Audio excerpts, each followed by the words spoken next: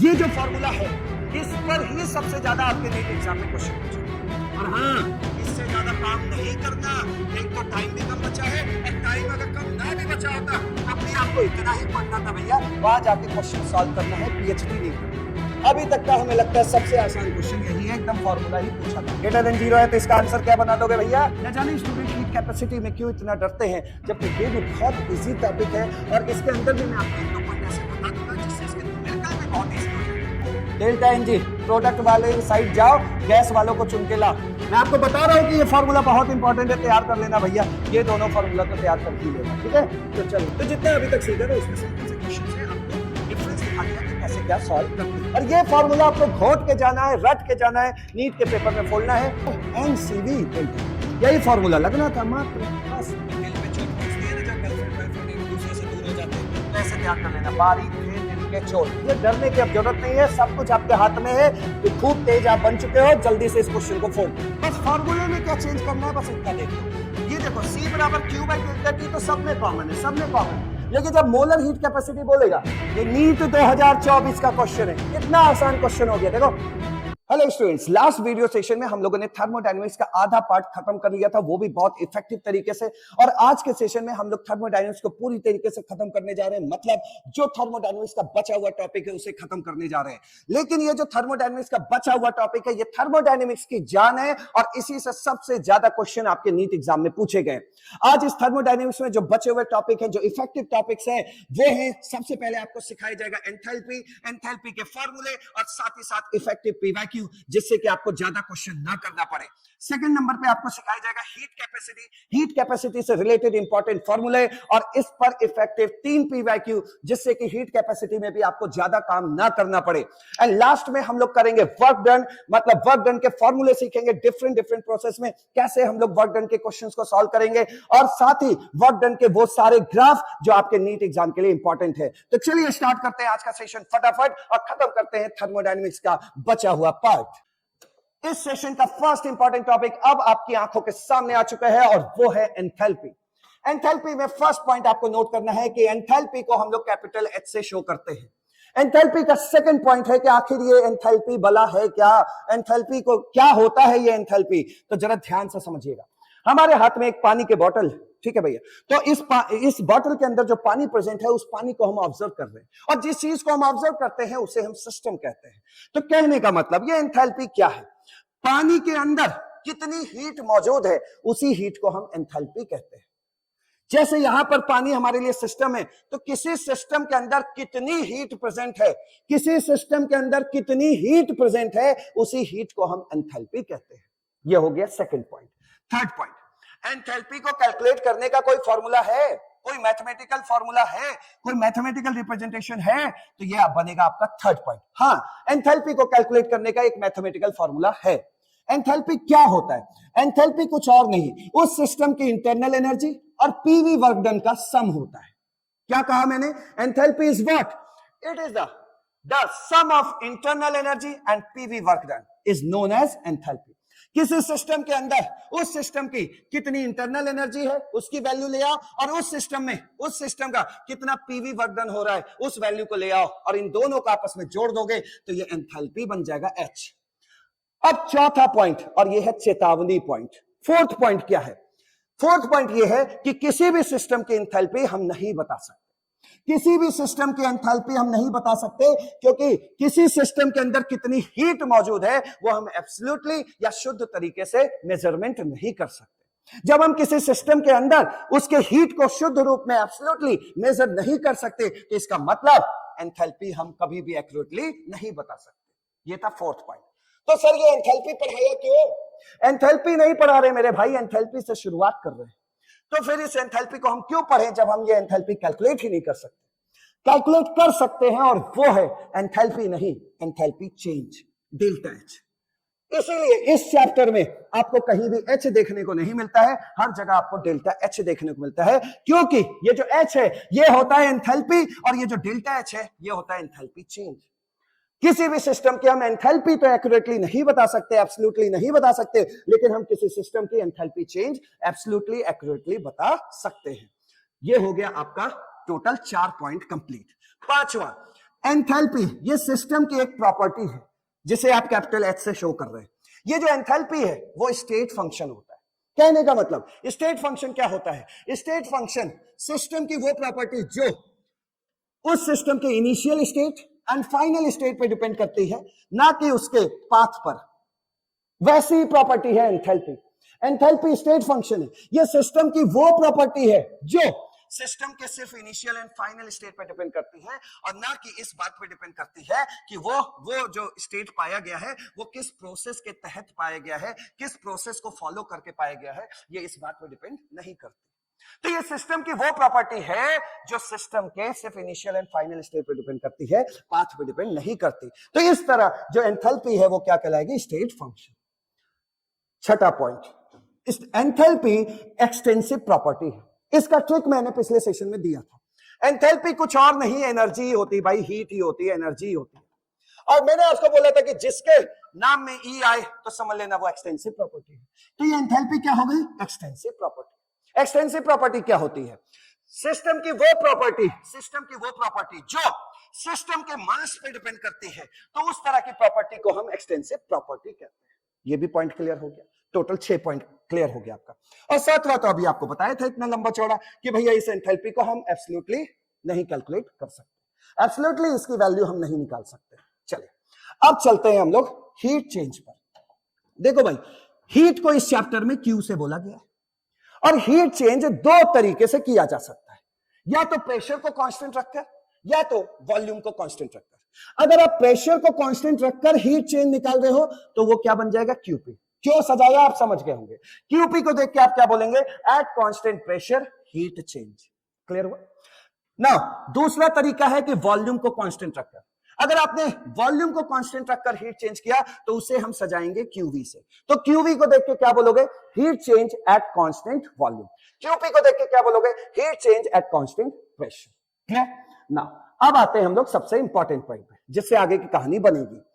अगर आपने heat change constant pressure पे किया तो वो हीट चेंज कुछ और नहीं, एंथैल्पी चेंज कहलाता है, डेल्टा एच। अगर वही हीट चेंज आपने कांस्टेंट वॉल्यूम पे किया तो वो हीट चेंज जो क्यूवी है, क्यूवी सॉरी इस तरह लिखते हैं, वो जो हीट चेंज क्यूवी है, क्यूवी वो कुछ और नहीं, इंटरनल एनर्जी चेंज हो। कांस्टेंट प्रेशर पे किया तो वही हीट चेंज क्या बन जाएगा? Enthalpy change. क्लियर हुआ? इतना पॉइंट क्लियर हुआ? अब चलते हैं आगे। नेक्स्ट देखिए, यहां पर एंथैल्पी चेंज आप कैसे कैलकुलेट कर सकते हैं, उसके लिए आपको तैयार करना है ये तीन फॉर्मूला क्या है? डेल्टा एच बराबर delta E plus P delta we. ये याद करो, एच बराबर ई प्लस पी वी। याद आया?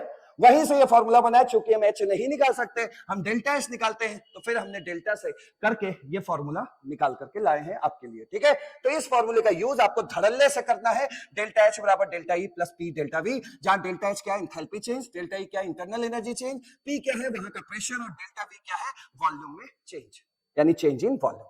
दूसरा, हमें बचपन में सिखाया गया था किसी गैस के लिए पीवी इक्वल टू एनआरटी होता है, तो वही सर हमने पीवी की जगह पर एनआरटी रख दिया है। क्योंकि गैस का मामला है इसलिए ये जो एन है, मोल है, वो किसका लेना है? गैस का लेना है। यहां पर पूरे फॉर्मूले को समझते हैं। डेल्टा एच बराबर डेल्टा ई प्लस, इसकी जगह पे मैंने क्या रखा है? Delta NG RT. जहां डेल्टा एनजी क्या बता रहा है?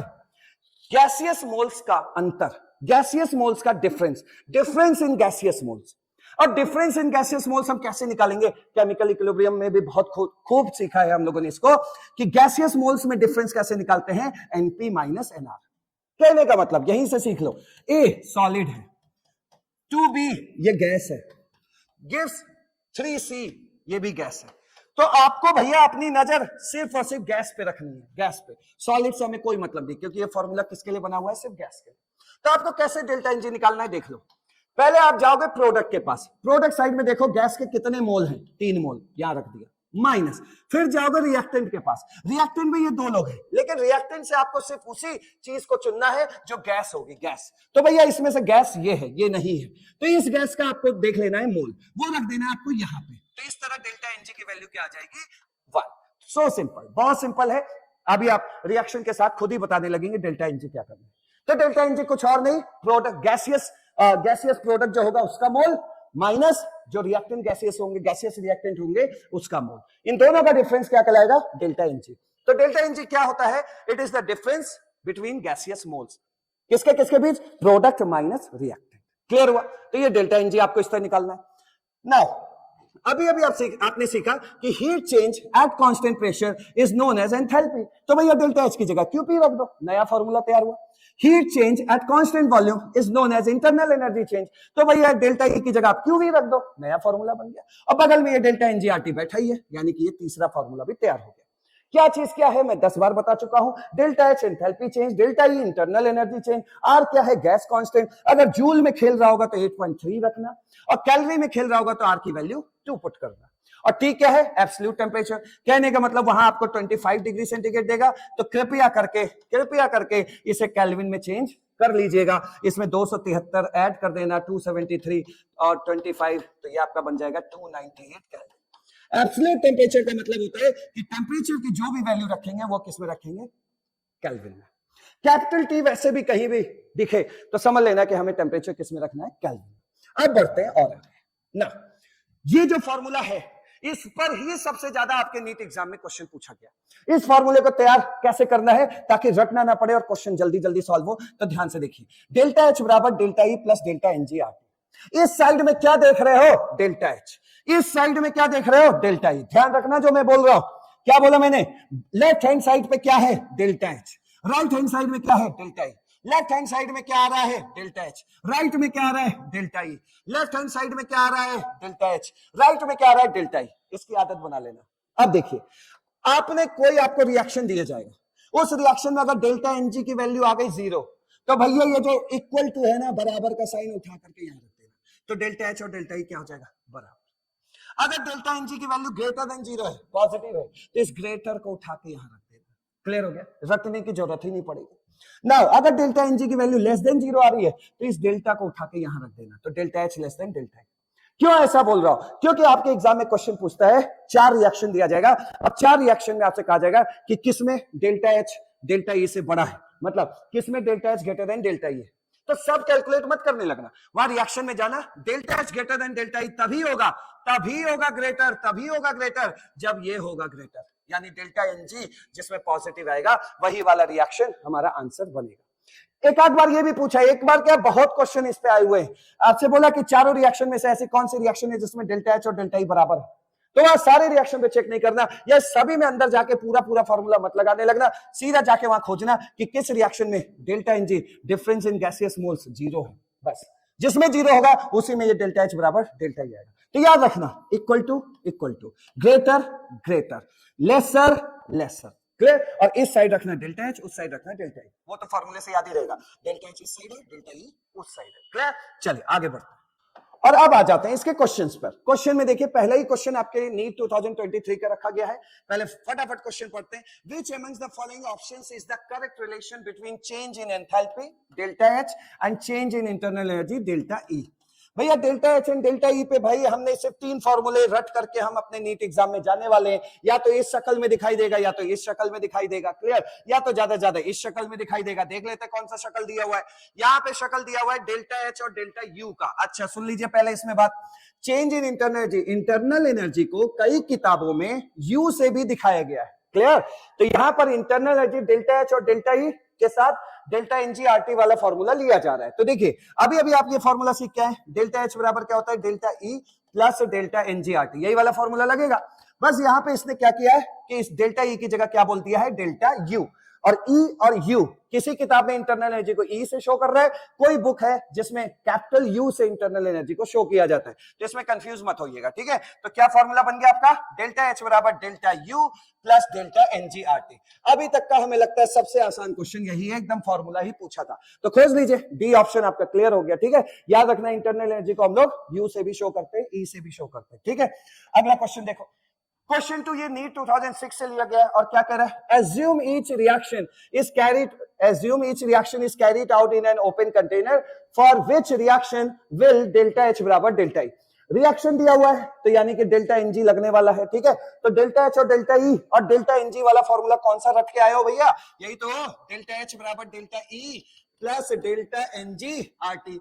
अब मैंने आपसे बोला था कि इस तरह के क्वेश्चंस में डेल्टा एस डेल्टा ई में रिलेशन पूछ रहा है तो आप अपनी ऑप्टिक्स को, अपनी नजर को डेल्टा एन जी पर सेट कर लीजिएगा, ठीक है। अब आपसे कहता है कि delta H equal to delta E, तो भैया इक्वल टू को अपने माइंड में फिट कर लो और नजर इस पे रखो। तो आपको बस जाके खोजना है कि किसमें डेल्टा एन जी की वैल्यूज इक्वल टू जीरो होगी, इक्वल टू जीरो होगी, ठीक है। क्योंकि अगर ये जीरो हो गया तो उस केस में डेल्टा एच बराबर क्या हो जाएगा, डेल्टा ई हो जाएगा। क्योंकि डेल्टा एन जी अगर जीरो हुआ तो ये पूरा जीरो हो जाएगा, पूरा जीरो होगा तो डेल्टा एच बराबर डेल्टा ई आ जाएगा। तो खोजो डेल्टा एन जी किसमें जीरो हो रहा है।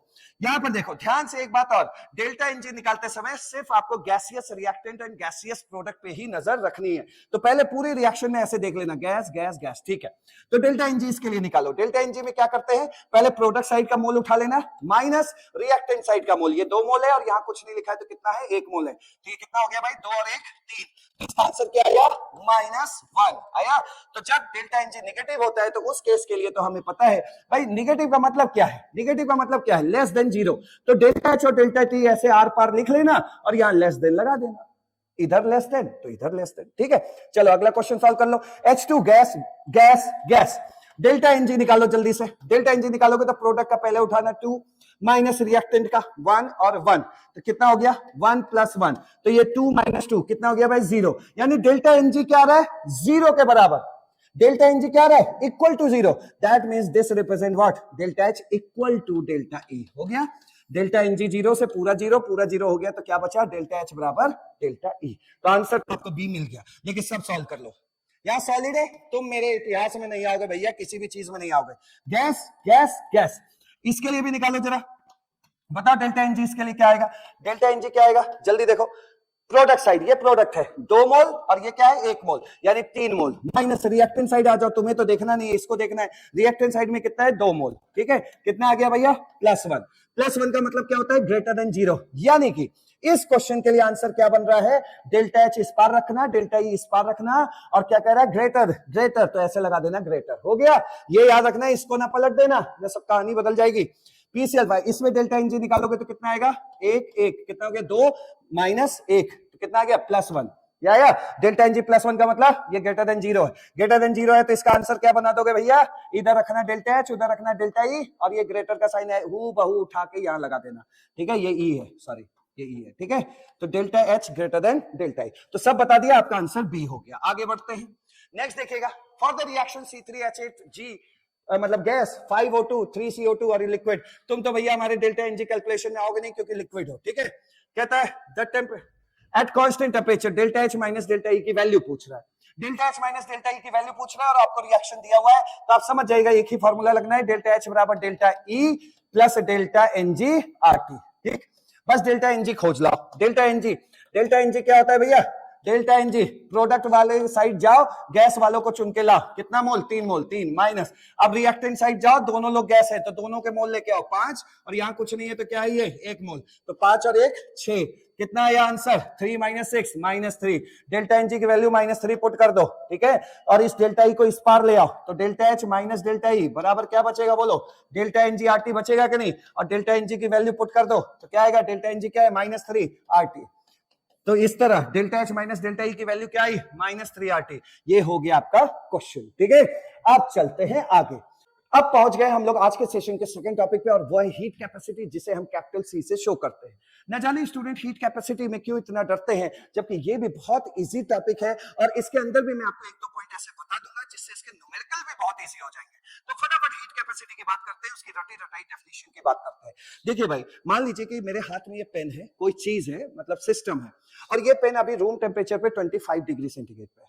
तो हमें इस पेन का टेम्परेचर 25 डिग्री सेंटीग्रेड से 26 डिग्री सेंटीग्रेड करने के लिए हमें जितना हीट इस पेन को देना पड़ेगा, वही हीट इस पेन का हीट कैपेसिटी कहलाएगा। कहने का मतलब एक लाइन में अगर समझा जाए तो इसका ये मतलब होता है कि किसी भी चीज का टेम्परेचर 1 डिग्री सेंटीग्रेड बढ़ाने के लिए हमें जितना हीट इसको देना पड़ता है, वही हीट इस चीज का हीट कैपेसिटी कहलाता है। तो फाइनल किसी भी चीज का 1 डिग्री सेंटीग्रेड टेम्परेचर और बढ़वाने के लिए हमें जितना हीट उस चीज को देना पड़ेगा, वही हीट क्या कहलाएगा, उस चीज का हीट कैपेसिटी। तो यहां डेफिनेशन क्या लिखा है जरा समझिएगा, कि किसी भी सब्सटेंस का टेम्परेचर 1 डिग्री सेंटीग्रेड बढ़ाने के लिए, किसी भी सब्सटेंस का टेम्परेचर मात्र 1 डिग्री सेंटीग्रेड बढ़ाने के लिए कितना हीट चाहिए, तो भैया जितना हीट चाहिए चाहिए 1 डिग्री सेंटीग्रेड, सिर्फ 1 डिग्री सेंटीग्रेड टेम्परेचर बढ़ाने के लिए हमें जितना हीट चाहिए वही हीट उस सब्सटेंस का क्या कहलाएगा, हीट कैपेसिटी। क्लियर हो गया। अब सेकंड आता है इसका फॉर्मूला। देखो भैया ये फॉर्मूला रटोगे तो हमें अच्छा नहीं लगेगा, तो इस फॉर्मूले को मैं किस तरह सिखा रहा हूं उसको देख लो, बहुत इजी हो जाएगा, उससे न्यूमेरिकल भी बहुत आसान हो जाएगा। ठीक है, तो उसके लिए मैंने एक एग्जांपल बना के यहाँ पे रखा है। देखिए हमारे पास एक सिस्टम है, मतलब एक लिक्विड है वाटर, ठीक, ये सिस्टम है, और जब इस पानी को हमने 50 किलो जूल की हीट दी तो इस पानी का टेम्परेचर 10 डिग्री सेंटीग्रेड बढ़ गया। इस पानी को जब हमने 50 किलो जूल की हीट दी तो इस पानी का टेम्परेचर 10 डिग्री सेंटीग्रेड बढ़ गया, तो पूछ रहा है पानी की हीट कैपेसिटी क्या होगी। तो ध्यान से समझिए, हीट कैपेसिटी होता क्या है, 1 डिग्री सेंटीग्रेड टेम्परेचर बढ़ाने में कितना हीट हमें चाहिए, वही उस चीज का हीट कैपेसिटी होता है। जब हमें पता है कि 10 degree centigrade 10 degree centigrade temperature बढ़ाने के लिए हमें 50 किलो जूल की हीट देनी पड़ी थी, तो 1 डिग्री सेंटीग्रेड टेम्परेचर बढ़ाने के लिए हमें कितना हीट देना पड़ेगा, तो ये तो यूनिटरी मेथड हो गया, तो बहुत आसान हो गया। 10 डिग्री सेंटीग्रेड के लिए 50 किलो जूल की हीट दे रहे हो, तो 1 डिग्री सेंटीग्रेड अगर टेम्परेचर बढ़ाना होता है तो कितना हीट देते हैं, 50/10। अब साफ साफ देखो, ये 50 क्या है, हीट, ये 10 डिग्री सेंटीग्रेड राइज कर गया, मतलब ये क्या है, चेंज इन टेम्परेचर। तो 50 का आ रहा है ऊपर, तो ये आ गया क्यू, नीचे क्या आ रहा है, चेंज इन टेम्परेचर, बन गया ना, यही तो है हीट कैपेसिटी। तो इसमें रखने की क्या जरूरत है, तो हीट कैपेसिटी C बराबर क्या होता है, Q/ΔT। और इस फॉर्मूले को आपको ऐसे तो तैयार करना ही है, ऐसे तो आपको तैयार करना ही है कि C बराबर होता है Q/ΔT, लेकिन इस फॉर्मूले को ज्यादातर इस तरह तैयार करना है, Q बराबर, ये इधर आ जाएगा, क्या बन गया, C∆T। क्लियर हुआ। तो ये था आपका हीट कैपेसिटी। आइए डिफरेंट डिफरेंट हीट कैपेसिटी फटाफट समझते हैं, और अब आ जाते हैं हीट कैपेसिटी के डिफरेंट डिफरेंट चेहरे पे। ये वाला चेहरा तो आपने सीख ही लिया, हीट कैपेसिटी कैपिटल C, और ये फॉर्मूला भी मेरे मन में बैठ चुका है, Q/ΔT, ये सबसे मेन फॉर्मूला है। ठीक है, अब आइए इनके दो चेहरों की बात कर लेते हैं, और एक है मोलर हीट कैपेसिटी, ठीक है, और एक है स्पेसिफिक हीट कैपेसिटी। ध्यान से समझिएगा, ये जब आप हीट कैपेसिटी निकाल रहे थे तो यह मास कितना भी था उससे हमें मतलब नहीं था, लेकिन जब आप ये दो चेहरा आपसे पूछा जाएगा तो यहां जो मास है, अमाउंट है, वो फिक्स होगा। क्लियर हो गया, यहां पे फिक्स अमाउंट पे ही हम लोग बात करेंगे। जैसा कि नाम कह रहा है मोलर हीट कैपेसिटी, तो वो सब्सटेंस कितना होना चाहिए, 1 मोल। ठीक है भाई, तो अब इसकी डेफिनेशन कैसे बनाएंगे कि 1 मोल सब्सटेंस का टेम्परेचर 1 डिग्री सेंटीग्रेड बढ़ाने में हमें जितना हीट चाहिए उसी हीट को हम लोग क्या बोलेंगे, मोलर हीट कैपेसिटी। फिर से बोल रहा हूं, 1 मोल सब्सटेंस होना चाहिए, 1 मोल सब्सटेंस का टेम्परेचर 1 डिग्री सेंटीग्रेड बढ़ाने के लिए हमें जितना हीट चाहिए उसी हीट को हम लोग क्या बोलेंगे, मोलर हीट कैपेसिटी। बस फॉर्मूले में क्या चेंज करना है, बस इतना देख लो। ये देखो C बराबर Q/ΔT तो सब में कॉमन है, सब में कॉमन है, लेकिन जब मोलर हीट कैपेसिटी बोलेगा तो बस इस डेल्टा T के बगल में किसको बैठा देना, मोल को। तो ये देखो फॉर्मूला बन गया, Q/ΔT दोनों में कॉमन है, बस मोलर हीट कैपेसिटी पूछो तो यहां बैठा देना मोल। ठीक, और ये N से किसको शो करते हो, मोल को, और इस तरह ये फॉर्मूला देखोगे तो Q बराबर क्या बन जाएगा, NCm∆T, जहां Cm क्या है, मोलर हीट कैपेसिटी, और इसकी यूनिट भी आप देख के बता सकते हो। अब आइए स्पेसिफिक हीट कैपेसिटी पे। स्पेसिफिक हीट कैपेसिटी को हम लोग स्मॉल c से शो करते हैं, और यहां पर भी जो सब्सटेंस का मास है वो फिक्स रहता है, अमाउंट जो है फिक्स है। यहां पे जो बात करते हैं स्पेसिफिक हीट कैपेसिटी की, वो 1 ग्राम सब्सटेंस होना चाहिए।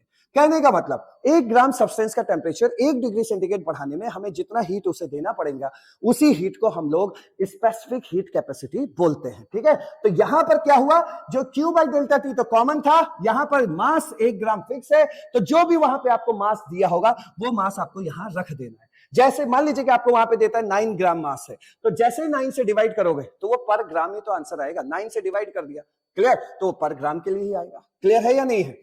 तो यहां पर जैसे ही मास नीचे रखोगे तो वो पर ग्राम में बन जाएगा, यहां पर जैसे ही मोल नीचे रखोगे वो पर मोल में बन जाएगा। यानी 1 मोल किसी भी चीज का टेम्परेचर बढ़ाने के लिए हमें जितना हीट चाहिए उसे मोलर हीट कैपेसिटी कहते हैं, और 1 ग्राम किसी भी चीज के टेम्परेचर को 1 डिग्री सेंटीग्रेड बढ़ाने के लिए जितना हीट चाहिए उसे स्पेसिफिक हीट कैपेसिटी कहते हैं। तो इस तरह आपका फॉर्मूला तैयार हो गया। फाइनली अगर बोला जाए तो हमें फॉर्मूले में क्या तैयार करना था, C बराबर Q/ΔT, heat required upon change in temperature. Molar heat capacity बोलेगा तो यहां पे मोल लगा देना है, क्लियर, और अगर आपसे स्पेसिफिक हीट कैपेसिटी बोलेगा तो जो मास दिया हो उसको मास को यहां रख देना, तो आपका ये क्या बन जाएगा, स्पेसिफिक हीट कैपेसिटी। क्लियर हुआ, चलिए आगे बढ़ते हैं। नेक्स्ट देखिए, अभी तक जितना सीखा है उसके लिए क्वेश्चन है, क्वेश्चन देख लीजिए। 9 ग्राम मेटल है, मतलब एक मेटल है 9 ग्राम का, तो ये क्या दे दिया भाई, मास दे दिया। Is given 16.2 joule of heat, इसको जो है हमने 16.2 जूल की हीट दी, यानी Q मिल गया। Heat to raise its temperature from 25 degree centigrade to 27 degree centigrade, मतलब चेंज इन टेम्परेचर कितना आ रहा है, चेंज इन टेम्परेचर ΔT बराबर आ रहा है 27 - 25 यानी कि 2 डिग्री सेंटीग्रेड। एक बात याद रखिएगा, चेंज इन टेम्परेचर जितना डिग्री सेंटीग्रेड में होता है केल्विन में भी वही होता है, तो आप इसे 2 केल्विन भी कह सकते हैं। ठीक है, चलिए इतनी बातें दी थी और आपसे कह रहा है हीट कैपेसिटी, जो जरूरी है पहले उसको देखते हैं, हीट कैपेसिटी। फिर हीट कैपेसिटी में हमें जो चाहिए वो चीज हम खोज लेंगे कौन कहां पे है। ठीक है, तो देखिए पहला है आपके सामने आ रहा है हीट कैपेसिटी। हीट कैपेसिटी को कैपिटल सी से शो करते हैं और इसका फॉर्मूला होता है Q बाई डेल्टा टी।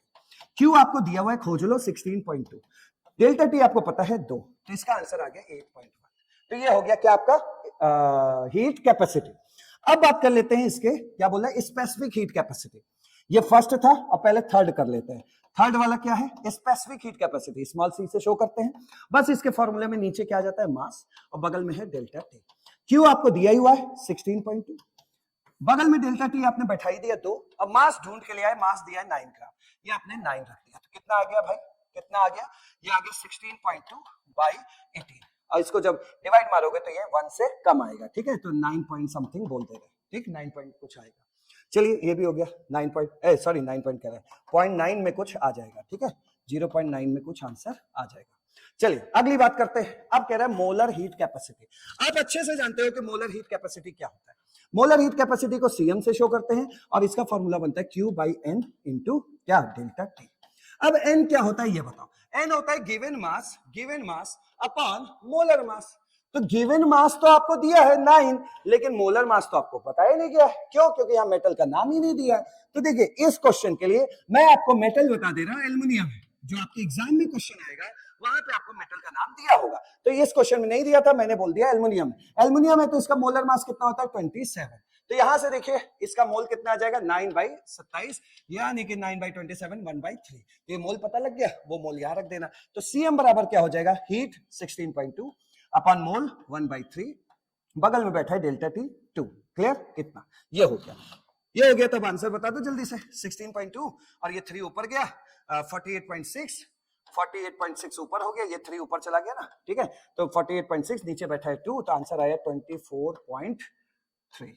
ये तो ये हो गया आपका मोलर हीट कैपेसिटी। तो जितना अभी तक सीखा था उसमें सिंपल से क्वेश्चन से आपको डिफरेंस दिखा दिया कि कैसे क्या सॉल्व करते हैं। अब बढ़ जाते हैं और आगे। अब देखिए यहां पर देखिए heat supplied at constant pressure, आप जानते हैं ना क्यूपी से डिनोट करते हैं। तो heat supplied at constant pressure QP कुछ और नहीं होता है, क्या होता है, डेल्टा एच होता है। तो जहां भी आपको क्यूपी नजर आए उसकी जगह धड़ल्ले से आप डेल्टा एच रख सकते हो। और इस केस में जो आपका हीट कैपेसिटी है उसे आप सीपी की तरह लिखने लगोगे। और सीपी का मतलब क्या होगा, heat capacity at constant pressure. तो मतलब अगर कांस्टेंट प्रेशर है तो सी का चेहरा क्या बन जाएगा, सीपी, और क्यूपी का चेहरा क्या बन जाएगा, डेल्टा एच। ठीक है, अगला देखिए heat supplied at constant volume.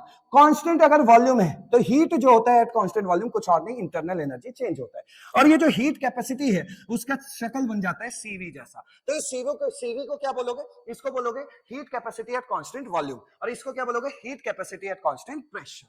अब आ गए हैं इसके फॉर्मूले पे, और सारे फॉर्मूले बड़े इंपॉर्टेंट है। देख के तो आपको बहुत डर लग रहा होगा, लेकिन ये है बहुत आसान। और अभी 2 ही मिनट के अंदर में, 2-3 मिनट में आपको बहुत ही आसान लगने लगेगा। देख लो जरा फटाफट। सबसे पहले बताओ हीट कैपेसिटी कैपिटल सी, ये पढ़ के आए हो ना, इसमें यही फॉर्मूला पढ़ा था, Q बराबर C डेल्टा टी। अब इनकी हरकतें देखना हमें कांस्टेंट प्रेशर पे और कांस्टेंट वॉल्यूम पे। तो देखो हरकत सारा चेंज करना हमारे हाथ में है। ठीक है, तो कांस्टेंट प्रेशर है तो Q का चेहरा कैसा हो जाएगा, QP, और ये जो हीट कैपेसिटी है उसका चेहरा क्या हो जाएगा, सीपी। हो गया, तो बस चेंज कर दिया। कांस्टेंट प्रेशर है तो हमने भी सजा दिया। जब हमने सजा दिया तो हमें पता चला अच्छा क्यूपी का मतलब क्या होता है, डेल्टा एच। तो भैया इसकी जगह डेल्टा एच रख देना, हो गया।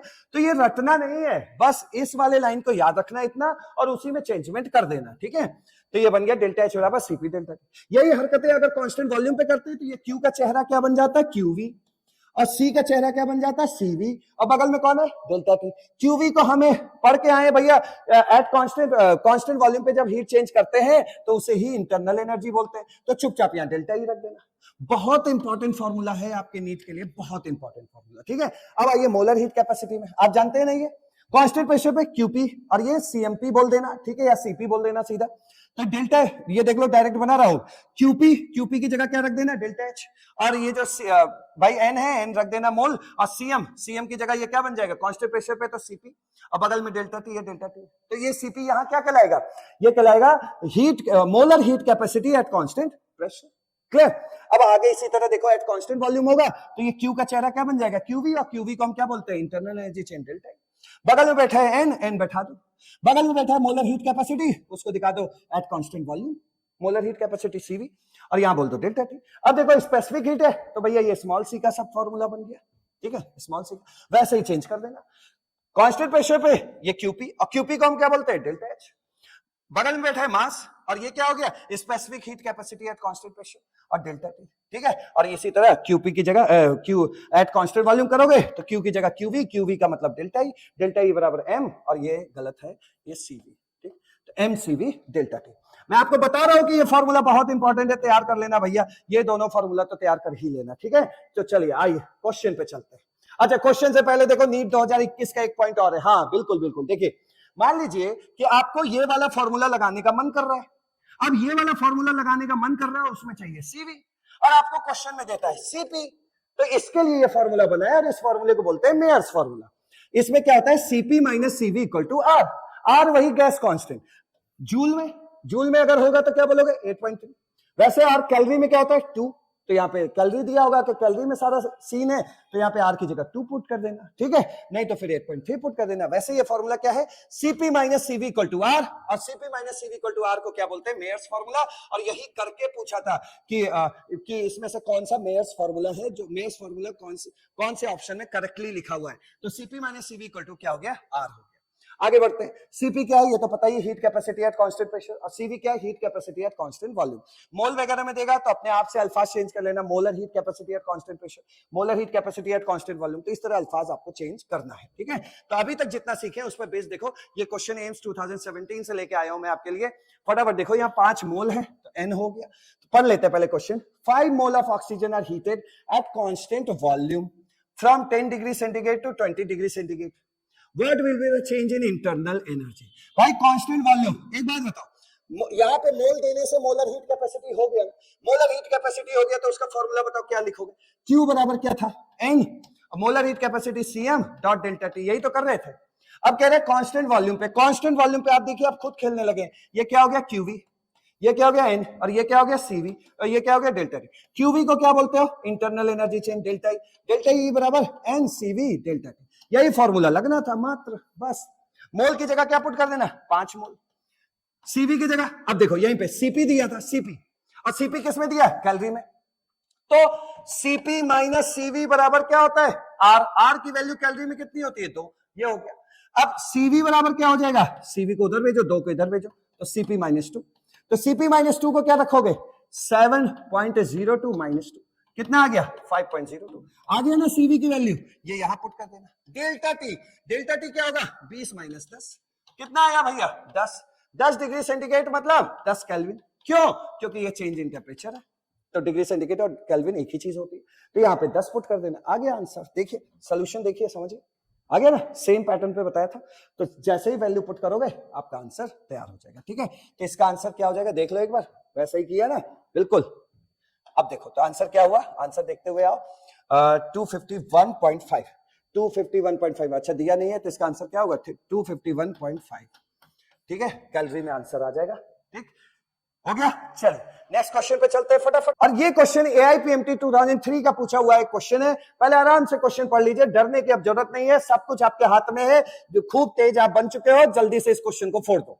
When 1 kilojoule of heat is supplied to 100 gram of water which is free to expand, then increase in temperature of water is, मतलब हमने क्या, हमारे पास क्या है कि 100 ग्राम का वाटर है, 100 ग्राम क्या है वाटर है, और इसको हमने हीट सप्लाई किया है कितना 1 किलो जूल, 1 किलो जूल का मतलब जूल में क्या हो गया 10 की पावर 3 जूल की हीट सप्लाई की है, तो ऐसा करने से टेम्परेचर कितना बढ़ेगा, यानी चेंज इन टेम्परेचर आपसे पूछ रहा है, ठीक है। और लास्ट में आपको दिया है molar heat capacity, molar heat capacity से आपको यह समझ में आ गया है कि सीएम वाला फॉर्मूला लगने वाला है, ठीक है, तो लगा दो सीएम वाला फॉर्मूला। सीएम वाला फॉर्मूला क्या होता है, Q अपन ये मोलर हीट कैपेसिटी है, तो Q बाई डेल्टा T तो हर फॉर्मूले में कॉमन है, बस यहाँ पे मोल बैठा देना, ठीक। अब देखिए Q आपको दिया ही है 1 किलो जूल, तो 1 किलो जूल का मतलब 10 की पावर 3 जूल हो गया ऊपर, नीचे मोल, मोल कैसे निकालते हैं, कौन है, कौन सी चीज है भाई, पानी है, तो पानी का मोल क्या हो जाएगा, गिवन मास अपन मोलर मास, तो यहां पे आपने बैठा दिया क्या, मोल की जगह 100/18, और डेल्टा टी आपसे पूछा जा रहा है, और यहां मोलर हीट कैपेसिटी आपको दी हुई है कितनी दी है भाई 75 जूल, यानी कि यहाँ 75 हो गया, तो इधर 75 हो गया, बाकी सब वैल्यूज आपने पुट कर दी, यहां से आपका डेल्टा टी आ जाएगा। देखो सोल्यूशन आया कि नहीं आया, क्यू वगैरह सब आपने रख लिया, मोल्स ऑफ H2O 100/18 कर दिया, ये रख दिया, सब रख दिया, डेल्टा टी आ गया आपका 2.4 केल्विन। तो इस तरह इस AIPMT के क्वेश्चन को करना था, ये रहा था आपका क्वेश्चन। क्वेश्चन नोट करने की कोई जरूरत नहीं है, डिस्क्रिप्शन बॉक्स में PDF का लिंक है, आप बस चुपचाप या तो अपने मोबाइल में रख लो डाउनलोड करके, या आसपास की दुकानों पर जाके जेरॉक्स करा लेना, ठीक है। चल नेक्स्ट आगे, नेक्स्ट देखिएगा। और अब आ चुके हैं हम लोग थर्मोडायनेमिक्स के लास्ट टॉपिक पे, और वो है work done in different process. Work done के बारे में थोड़ा बहुत तो मैंने प्रीवियस सेशन में भी बताया था, उसमें भी क्वेश्चन कराया था, जनरली वहां पे इरिवर्सिबल वाले सारे क्वेश्चन आपके PYQ मैंने करा दिए थे, ठीक है। अब यहां पर देखिए कैसे है work done in different process. हमें पता है भैया दो तरह के प्रोसेस है हमारे पास, रिवर्सिबल और इरिवर्सिबल। इरिवर्सिबल प्रोसेस का मतलब होता है स्पॉन्टेनियस, वहां पे बोल रहा है, ठीक है। स्पॉन्टेनियस मतलब ऐसी रिएक्शंस जो अपने आप हो जाती है, स्पॉन्टेनियस मतलब ऑल नेचुरल प्रोसेसेस जो होते हैं, नेचुरल प्रोसेस क्या होते हैं, इरिवर्सिबल प्रोसेस होते हैं। तो कहीं क्वेश्चन में आ जाए स्पॉन्टेनियस प्रोसेस, कहीं आ जाए वैक्यूम वाली बातें, कहीं आ जाए फ्री एक्सपेंशन वाली बातें, तो उन सबका मतलब होता है इरिवर्सिबल प्रोसेस। और इरिवर्सिबल के लिए मैंने आपको सिखाया था, बहुत छोटा सा फॉर्मूला तैयार कर लेना, -P डेल्टा V। सजाना चाहो तो इसको ऐसे सजा लेना, ठीक है। तो प्रेशर क्या है, वहां का जो एक्सटर्नल प्रेशर है वो ये P एक्सटर्नल प्रेशर है, और डेल्टा V क्या है आपका चेंज इन वॉल्यूम, जिसको मैंने आपको सिखा दिया था V2 - V1। तो भाई ठीक है, इस पे तो हमें कोई बात नहीं करनी है, इसके क्वेश्चंस भी प्रीवियस सेशन में प्रेजेंट है। आज हमें बात करनी है रिवर्सिबल प्रोसेस में। और रिवर्सिबल प्रोसेस देखो ये इंटीग्रेशन वाला था, और मैंने प्रीवियस सेशन में कहा था कि इंटीग्रेशन वाला फॉर्मूला जब खुलेगा वही फॉर्मूला आपको तैयार करना होगा, और ये फॉर्मूला आपको घोट के जाना है, रट के जाना है, नीट के पेपर में फोड़ना है, इनको इंटीग्रेट करके फॉर्मूला वहां प्रूव मत करने लगना, वरना 2-3 मिनट लग जाएगा। क्लियर? तो आपके पास बस एक रास्ता है, इसको घोट के जाना है। तो सिखा दे रहा हूं, जरा देखो, समझ लेना। अगर रिवर्सिबल प्रोसेस है तो ये लॉग वॉग वाला फॉर्मूला आपको वहां लगा के आना है, और अगर ये रिवर्सिबल प्रोसेस है, ऐसा वैसा है, तो आपको एक छोटू सा फॉर्मूला लगा के आना है। अब देखिए क्या कह रहा है, क्वेश्चन में आएगा आपके रिवर्सिबल आइसोथर्मल प्रोसेस। अब आइसोथर्मल प्रोसेस है तो इसका मतलब क्या है, टेम्परेचर क्या है आपका कांस्टेंट, टेम्परेचर कांस्टेंट है। मतलब उस क्वेश्चन में कुछ ऐसा होगा कि टेम्परेचर को कांस्टेंट रखते हुए हमने वॉल्यूम में चेंज V1 से V2 कर दिया, ठीक है, ऐसा कर दिया हमने, तो V1 से V2 कर दिया। तो ऐसे सब न्यूमेरिकल्स में आप क्या फॉर्मूला लगाएंगे, W रिवर्सिबल बराबर -nRT ln V2/V1। V1 क्या है इनिशियल वॉल्यूम, और V2 क्या है फाइनल वॉल्यूम। ये आपका बनेगा इनिशियल और ये बन जाएगा आपका फाइनल, ठीक है। ये फॉर्मूला लगाना है, जहां n क्या है वही आपके जो भी गैस दिया होगा उसका मोल, R क्या है गैस कांस्टेंट 8.3 जूल या फिर 2 कैलोरी वाला, T क्या है आपका absolute temperature, temperature in kelvin रखना। अगर आपको 25 डिग्री सेंटीग्रेड दे तो उसको केल्विन में 273 जोड़ के 298 रखना। ln तो आप जानते हो यही वो लॉग वाला ln है, ln V2/V1। चूंकि हमें ln में वैल्यूज याद नहीं होती है, तो हमें मालूम है कि ln बराबर होता क्या है 2.303 लॉग, तो आप इस ln को लॉग में कन्वर्ट कर लेना, ये फॉर्मूला आपका बन जाएगा। ये कोई नया फॉर्मूला नहीं है, बस इस फॉर्मूले और उस फॉर्मूले में इसका अंतर है ln और लॉग का, ठीक है। तो ln की जगह हमने क्या रख दिया 2.303 लॉग, तो ये फॉर्मूला उसमें कन्वर्ट हो गया। अब देखिए आपसे कह रहा है दूसरा फॉर्मूला सिखाने जा रहा हूं, आपसे कह रहा है रिवर्सिबल आइसोथर्मल प्रोसेस है, और प्रेशर यहां से बढ़ के वो हो गया, या प्रेशर घट गया या बढ़ गया, मतलब प्रेशर में चेंज हो गया, तब कैसा फॉर्मूला लगाओ। तो नया मत रटना फॉर्मूला, जरा ध्यान से देखो। अगर आइसोथर्मल प्रोसेस है तो टेम्परेचर कांस्टेंट है, और अगर टेम्परेचर कांस्टेंट है तो इसका मतलब ये बॉयल्स लॉ चल रहा है, और अगर बॉयल्स लॉ चल रहा है तो सभी लोगों को पता है कि pressure is inversely proportional to volume, तब जब टेम्परेचर क्या होता है कांस्टेंट, और इसी को कहते हैं बॉयल्स लॉ। तो ठीक है भैया, जहां पे देखो, तो एक बात बताओ, ये जो है इसको आप क्या इस तरह नहीं लिख सकते हो, इस तरह लिख लो V प्रोपोर्शनल टू 1/P। तो यहां पे अगर मैंने इसको टिका दिया V2, तो वो खुद ब खुद वो वहां P2 हो गया कि नहीं हो गया। तो यानी कि जहां V2 है वहां पे क्या रख देना P1, और जहां V1 है वहां पे रख देना V2। क्यों? क्योंकि ये क्या है इनवर्सली है। देख लो यहां से खुद देखो, जहां V2 है उसकी जगह क्या रखोगे 1/P2, तो ये 1/P2 रखोगे तो P2 नीचे आ जाएगा, और V1 की जगह क्या रखोगे 1/P1, वो P1 ऊपर चला जाएगा, तो बन गया P1/P2। यानी बस इसका उल्टा कर देना है। देखो उल्टा ही तो होता है, उल्टा हो रहा है कि नहीं इनवर्सली, तो बस यहाँ इनवर्स कर देना। यहाँ V2 ऊपर है, V1 नीचे है, तो यहाँ पे P1 ऊपर होगा, P2 नीचे होगा, और सेम फॉर्मूला आपको तैयार करना है। तो बहुत सिंपल सा फॉर्मूला है, 2-4 बार अपनी कॉपी पे लिखोगे फटाफट तैयार हो जाएगा, ठीक है। और हाँ ये भी बहुत इंपॉर्टेंट है, इसको भी देख लो फटाफट। वर्क डन वाले में स्ट्रैटेजी के साथ जाना है, तुरंत हो जाएगा। 10 तरह के वर्क डन नहीं पढ़ने आपको, ठीक है। देखिए इंपॉर्टेंट फॉर्मूला फॉर न्यूमेरिकल्स, आप जानते हैं फर्स्ट लॉ ऑफ थर्मोडायनामिक्स क्या होता है, internal energy change delta E बराबर Q प्लस W, ठीक। अब आपसे कह रहे हैं रिवर्सिबल एडियाबैटिक प्रोसेस है, ऐसा खेलेगा। तो एडियाबेटिक प्रोसेस का मतलब क्या होता है, Q equal to zero. Q equal to zero, जैसे ही यहाँ पे Q equal to zero put किया तो डेल्टा ई बराबर W हो गया कि नहीं हो गया, आप बताइए। डेल्टा ई बराबर W हो गया, तो क्या आप इंटरनल एनर्जी नहीं फाइंड कर पाएंगे, तो डेल्टा ई बराबर W हो गया। और डेल्टा ई का फॉर्मूला हम उधर रट के भी आए हैं। मान लीजिए उस क्वेश्चन में क्या होगा, क्वेश्चन कैसा होगा, एडियाबेटिक प्रोसेस है और इसमें मोलर हीट कैपेसिटी या नॉर्मल हीट कैपेसिटी या कांस्टेंट वॉल्यूम दिया हुआ है। तो याद रखना कि भाई कांस्टेंट वॉल्यूम पे दिया हुआ है तो डेल्टा ई बराबर एनसीवी डेल्टा टी यूज करेंगे, और चूंकि एडियाबेटिक प्रोसेस है तो वो इंटरनल एनर्जी चेंज ही क्या कहलाएगा, वर्क डन, और यही आपसे पूछा गया था। क्लियर हुआ? तो इस तरीके से आपको स्ट्रेटेजी नजरें बनानी है। ठीक, अब आगे बढ़ते हैं। आपसे कहते हैं आइसोथर्मल प्रोसेस है। आइसोथर्मल प्रोसेस है तो भैया डेल्टा ई इस बार क्या हो जाएगा, जीरो हो जाएगा, क्योंकि internal energy is the function of temperature. अगर टेम्परेचर नहीं बदल रहा है तो इंटरनल एनर्जी नहीं बदलेगा, और जब इंटरनल एनर्जी में कोई डिफरेंस ही नहीं आ रहा है तो चेंज इन इंटरनल एनर्जी क्या हो जाएगा, जीरो हो जाएगा। तो आइसोथर्मल प्रोसेस के लिए डेल्टा ई बराबर जीरो होता है, तो जीरो बराबर क्या हो गया, Q प्लस डब्ल्यू। तो फाइनली हम क्या बोल सकते हैं, Q बराबर माइनस डब्ल्यू। यानी कि इस तरह के क्वेश्चन में आपसे क्या पूछा गया था कि आइसोथर्मल प्रोसेस दिया था और उसमें आपको हीट की वैल्यू पूछ रहा था। तो कुछ नहीं यार, डब्ल्यू तैयार किए हो ना, ये डब्ल्यू का फॉर्मूला तैयार किए हो, ऐसे ही वहां पे बातें लिखी होंगी, तो डब्ल्यू पहले निकाल लेना, डब्ल्यू निकालने के बाद आप पुट कर देना, और उस जो डब्ल्यू निकलेगा उसके आगे एक माइनस साइन लगा देना, तो आपका हीट आ जाएगा। देखो यही तो किया। Q रिवर्सिबल बराबर minus nRT ln V2 by V2। ये क्या हो गया भैया, V2 by V1। ये क्या हो गया, ये आपका हो गया W।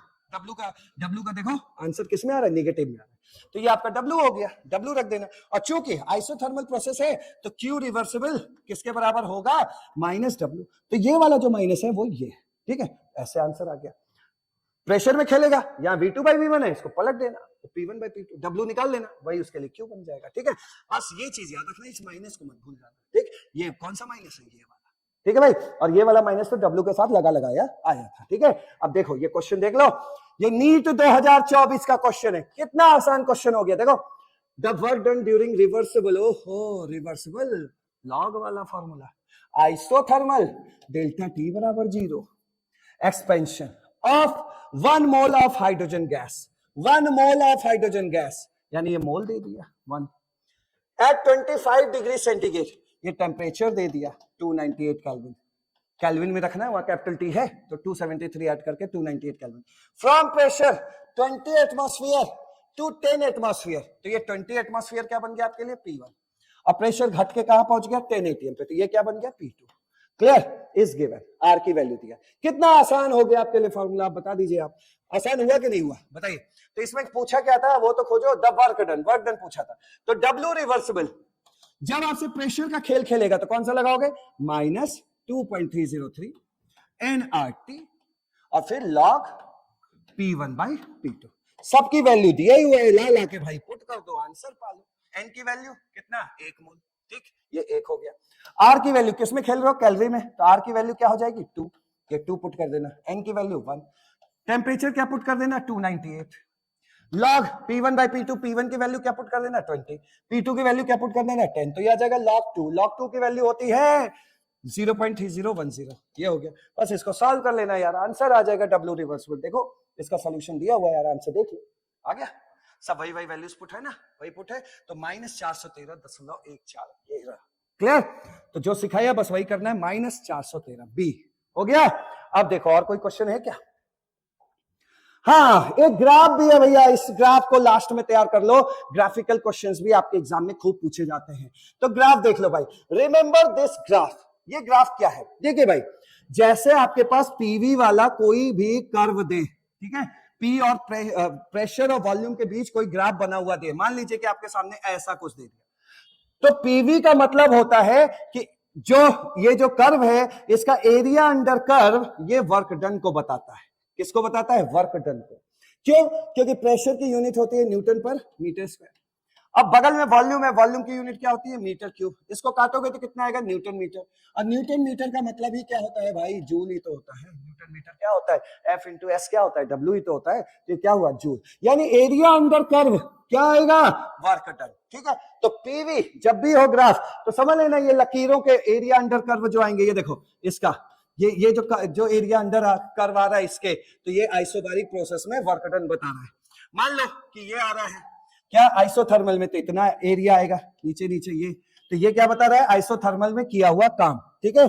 अच्छा एक और ले लेते हैं भाई, एडियाबेटिक में तो ये आ रहा है नीला वाला हिस्सा, एडियाबेटिक ये है आपका, ठीक है।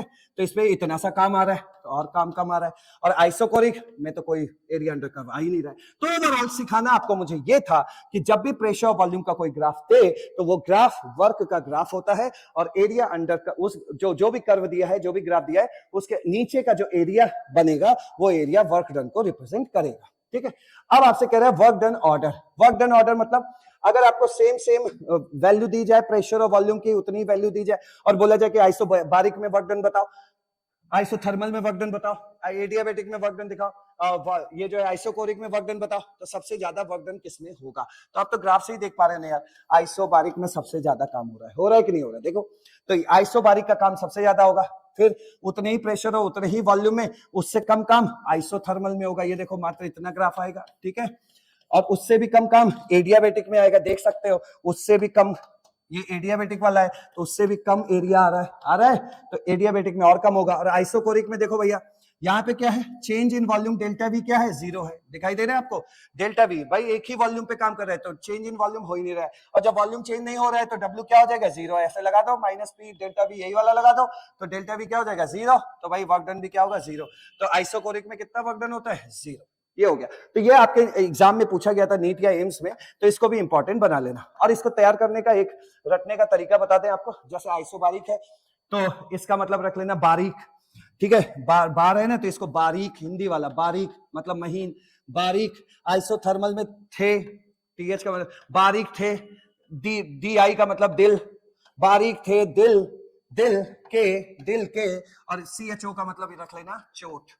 तो दिल पे चोट पहुंचती है ना जब गर्लफ्रेंड बॉयफ्रेंड एक दूसरे से दूर हो जाते हैं, तो ऐसे तैयार कर लेना, बारीक थे दिल के चोट। और सबसे ज्यादा काम किस में होगा, बारीक में, उससे कम काम थे में, उससे कम काम दिल के में, और चोट में सबसे कम काम। वाकई में चोट में आप सबसे कम काम करते हैं, एक जगह पड़े रहते हैं, ठीक है।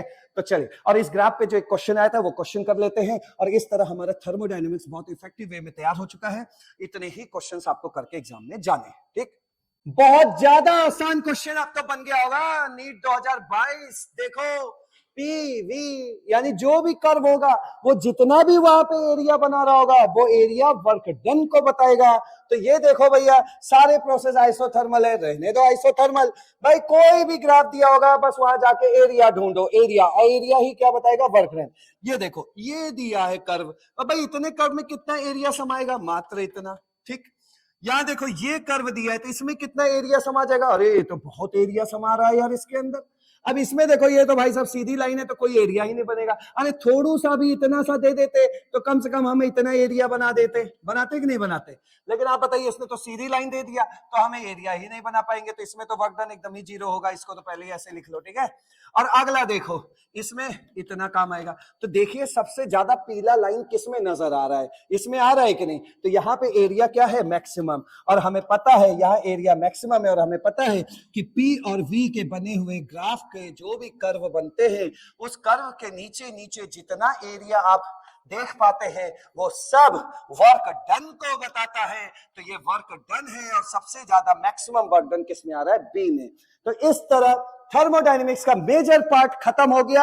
अब नेक्स्ट सेक्शन में आएगा आपका थर्मोकेमिस्ट्री, जिसमें आपको हीट ऑफ रिएक्शन के बारे में बताया जाएगा, enthalpy of formation, enthalpy of combustion, सारे न्यूट्रलाइजेशन बड़े इंपॉर्टेंट वो सब बताया जाएगा। और लास्ट थर्मोकेमिस्ट्री में भी 2 लेक्चर बनेगा, पहला हीट ऑफ रिएक्शन या एंथैल्पी ऑफ रिएक्शन का बना देंगे, और लास्ट वाला जो दूसरा सेशन होगा किसका, थर्मोकेमिस्ट्री का, उसमें हम लोग जो है एंट्रोपी और गिब्स फ्री एनर्जी पे काम कर लेंगे, ठीक है। तो 2 सेशन में आपके थर्मोडायनेमिक्स का हिस्सा खत्म हो गया है। अगले 2 सेशन में हम लोग थर्मोकेमिस्ट्री का हिस्सा खत्म करेंगे, और थर्मोकेमिस्ट्री का जो सेकंड पार्ट होगा उसमें आपका एंट्रोपी और गिब्स फ्री एनर्जी भी आ जाएगा। क्लियर?